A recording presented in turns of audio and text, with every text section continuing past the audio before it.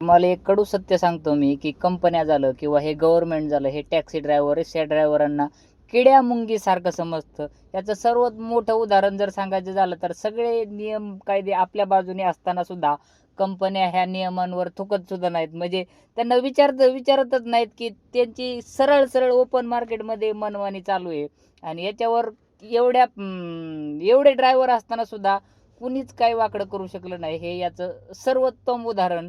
म्हणजे ह्यांना बी सगळं माहिती आहे, की ड्रायव्हर लोकांमध्ये 70% ते 80% अशिक्षित लोक आहेत, जे कधीच एकत्र येऊ शकत नाहीत आणि याच गोष्टीचा हे फायदा घेतात. 3-4 महिन्यापूर्वी इंडिगोने मनमानी करून 2 दिवसामध्ये भारत सरकारला त्यांचे नियम बदलायला भाग पाडलं होतं. का तर त्यांनी एकजूट दाखवली. त्यांनी विमानं बंद ठेवले. तर भारत सरकारला नाईलाजाने ते नियम बदलावं लागले. तर टॅक्सी ड्रायव्हर जर ठरवलं तर काही पण होऊ शकतं. पण हे लोकं कधीच एकत्र येणार नाहीत आणि याचाच फायदा आपलं गव्हर्नमेंट सुद्धा घेतं आणि कंपन्या सुद्धा घेतात. त्याच्यामुळे सर्व नियम आपल्या बाजूने असून सुद्धा आपण ते मार्केटमध्ये आणू शकलो नाहीत.